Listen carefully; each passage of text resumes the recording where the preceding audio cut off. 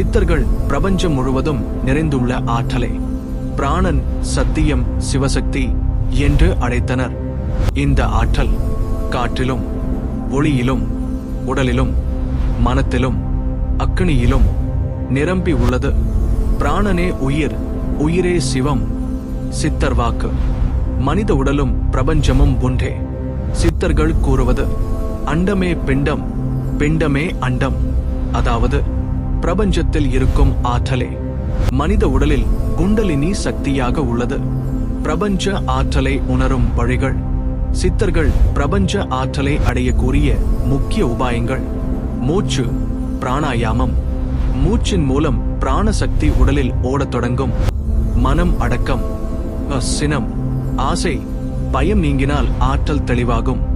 தியானம், அகத்தவம். மனவிளக்கு ஏற்றப்பட்டால் சிவசக்தி வெளிப்படும். உணவு ஒழுக்கம். சுத்தமான உணவு, சுத்தமான ஆற்றல். மனவிளக்கு சித்தர் உவமை. சித்தர்கள் மனதை ஒரு விளக்காக கூறினர். மனமாகிய விளக்கை ஏற்றி சினம் என்னும் தீயை நீக்கினால் சிவம் மங்காத சுவாலையாய் விளங்கும்.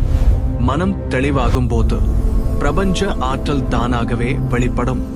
இறுதியில் சித்தர்கள் கூறுவது என்னவென்றால், உண்மையில் பிரபஞ்ச ஆற்றல் எங்கோ இல்லை, அது நம்முள்தான் உள்ளது.